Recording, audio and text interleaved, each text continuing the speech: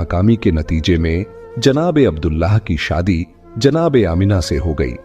अब शादी के बाद यहूदी और परेशान हो गए कि अब क्या किया जाए, किसी न किसी तरीके से विलादत का सिलसिला रोकना है। इत्तेफाक से उन्हें एक मौका मिल गया।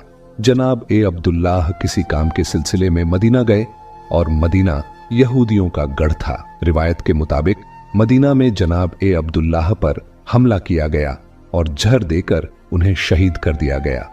अब यहूदियों को एक इत्मीनान तो हो गया कि पैगंबर इस्लाम के वालिद तो शहीद हो चुके हैं।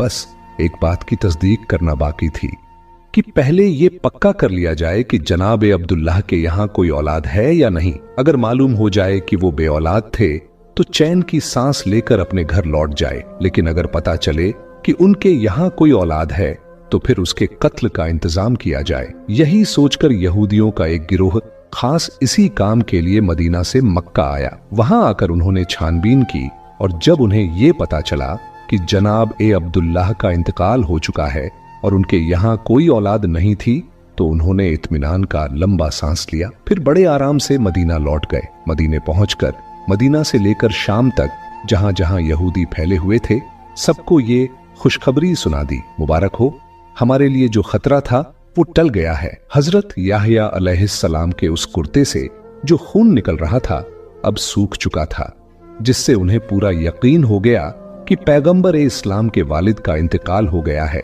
और उनके यहां कोई औलाद भी नहीं है। इसका मतलब उनके नजदीक ये था कि अब आखिरी रसूल पैदा नहीं होंगे।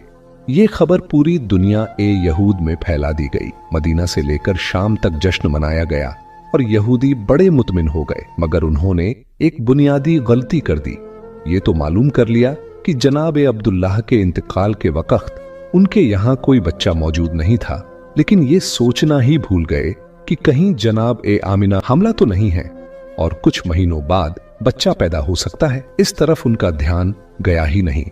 लिहाजा इत्मीनान से अपने घर लौट गए कि जनाब अब्दुल्लाह के यहां कोई औलाद नहीं है। लेकिन जब 12 रबीउल अव्वल को अजीब व गरीब वाकयात पेश आए तो आम लोगों को तो इसकी पूरी खबर न थी, मगर यहूदी उल्मा परेशान हो गए क्योंकि उन्होंने अपनी किताबों में पढ़ा था कि ये सारे वाकयात उसी जमाने में होंगे जब आखिरी रसूल की विलादत होगी। अब वो हैरान थे, ये कैसे हो गया, आखिरी रसूल कैसे पैदा हो गए, जबकि हम तो पूरे यकीन के साथ उनके वालिद को कत्ल कर चुके हैं। हजरत याहिया के कुर्ते ने भी गवाही दी थी कि वही वालिद है और ये भी हम जान चुके थे कि उनके यहाँ कोई औलाद नहीं थी। तो फिर ये रसूल कहां से आ गए? उनकी किताब में तो साफ लिखा था कि आखिरी रसूल अब्दुल्लाह के